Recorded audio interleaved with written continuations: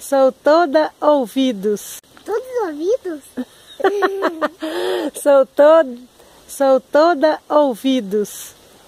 Todo ouvidos. É que eu tô com os ouvidos atentos. Vou ouvir bem. Conta pra mim. O que você tem pra contar pra mim?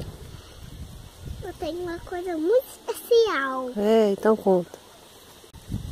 Olá. Oi? Eu sou a Maiane. Quantos anos você tem? 4? 4 anos.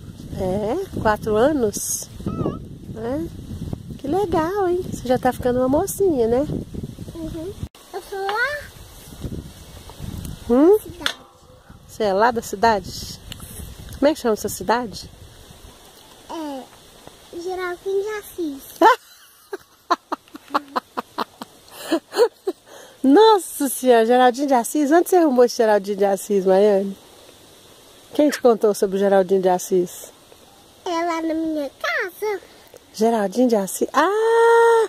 A sua rua chama Geraldinho de Assis? Que legal, hein? Quem mais que mora lá na sua casa? A Ana, Ah, ele é quem? minha irmã. Muito bem. Tra, tra, tra, tra. Ta, ta, ta, ta, ta, ta, ta, ta, ta. A novinha vamos dar. Tra, tra, tra. Ta, ta, ta, ta, ta, ta, ta, ta, ta. A novinha vamos dar. Eu só tinha uma foto, não gosto de jogar. Vai, sopra. Rola na roda pra mim. Deu uma bolha grande? Ah, não! Você apagou! Ah, sem briga. Não apagou!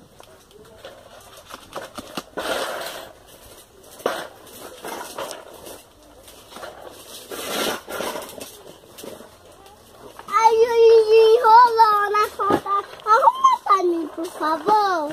Arrumo, só um momentinho.